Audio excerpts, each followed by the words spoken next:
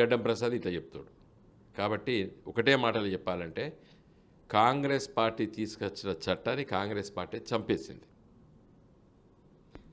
ఫైనల్గా ఇవి రాబోయే మున్సిపల్ కార్పొరేషన్ ఎన్నికలకు సంబంధించి రాష్ట్రంలో జరుగుతున్నాయి. వారికి మీరు యాజ్ బీఆర్ఎస్ సీనియర్ లీడర్గా మీరేం పిలిపిస్తారు?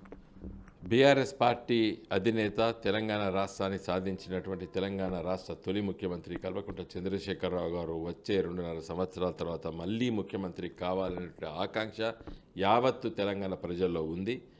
ఇప్పుడు ఈ మున్సిపల్ కార్పొరేషన్ ఎన్నికల్లో పట్ల బ్రహ్మాండంగా మరి కారు గుర్తుపై ఓటేసి టీఆర్ఎస్ పార్టీ అభ్యర్థులు గెలిపిస్తే బాగుంటుందనేది నా అభిప్రాయం. సో మొత్తం మీద రేవంత్ రెడ్డి సంజయ్ మాట్లాడినట్టు తాను మాట్లాడతాను, కానీ మాట్లాడలేకపోయినా నేషనల్ హెరాల్డ్ కేసులో సిబిఐ విచారణకు పిలిచింది. దేశవ్యాప్తంగా కాంగ్రెస్ శ్రేణులు నిరసనలు వ్యక్తం చేశారు.